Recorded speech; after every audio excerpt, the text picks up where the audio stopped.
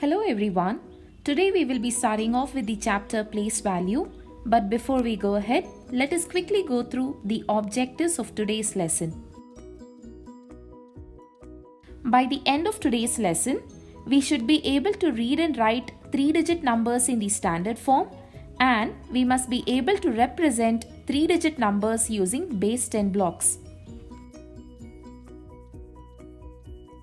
Let me start off by asking a very simple question. In cricket, when a batsman scores a century, what does it mean? How many runs has he actually scored? I'm sure you've guessed it right. When a batsman scores a century, it means that he has scored 100 runs. By counting the number of digits, we can identify that 100 is a 3-digit number. Now let me start assigning positions to each and every digit in this number. And how do we do that? We must always start from the rightmost digit while assigning the positions. In this number, the rightmost digit 0 is occupying 1's place. The next digit is occupying 10's place. And the last digit 1 is occupying 100's place. So, in a 3-digit number, we have 3 positions: 1's place, 10's place and 100's place. Now we can write this number in the standard form as 100. We all know that 100 is the smallest 3-digit number. Let us now take up another example. Here we have the number 367. By counting the number of digits, we can identify that 367 is also a 3-digit number. I'm sure you're able to realize that 367 is not the standard form of reading the number. In order to read or write a number in the standard form, we must assign positions to each and every digit in the number. I want all of you to pause the video now and try to assign positions to each and every digit in this number by yourself. I'm sure you were able to remember that we must always start from the rightmost digit while assigning the positions. So in this number, the rightmost digit is 7 and it is occupying 1's place. The next digit 6 is occupying 10's place. And the last digit 3 is occupying 100's place. Now after assigning positions, it is easier for us to write this number in the standard form. We can write this number as 367.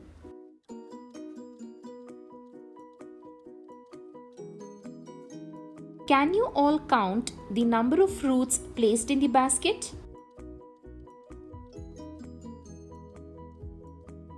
Let us all count the number of fruits together. 1, 2, 3, 4, 5, 6, 7, 8 and 9.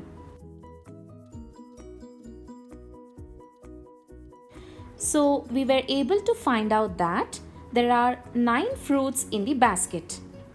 We all know that 9 is a single digit number and it occupies units place or 1's place.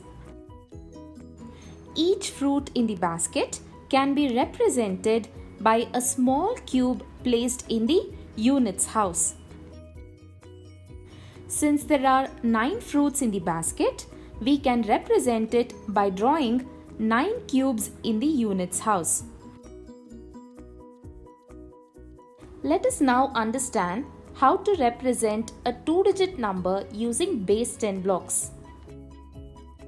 Here we have 9 separate cubes placed in 1's house.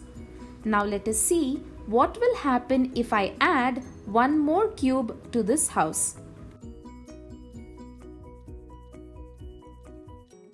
If we have 10 separate cubes in the 1's house, then we can combine all these cubes together to form a block of 10, which can then be moved to the tens house. So now we have one block of 10 in the tens house and there are no cubes in the units house. So we can write this number as 10, that is 10. Applying the same concept, let us see whether we can guess the number represented by these base 10 blocks. So we have 4 blocks of 10 in the tens house and 5 separate cubes in the ones house. So the number is 4, 5, that is 45.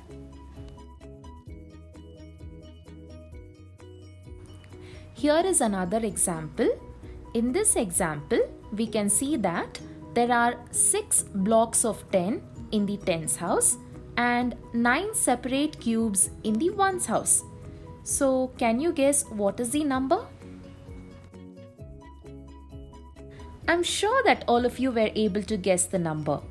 The number is 69, that is 69.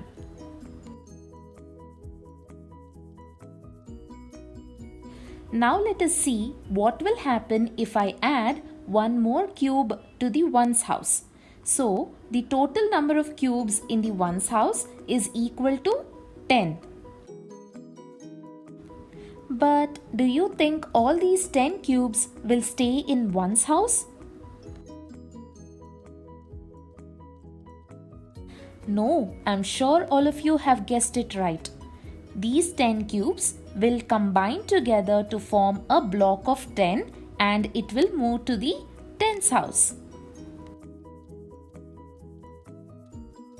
Now let us try to guess the number.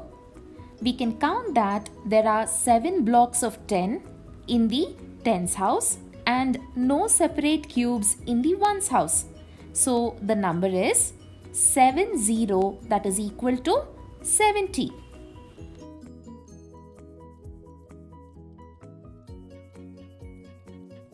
Now let us see what will happen if I have 10 blocks of 10.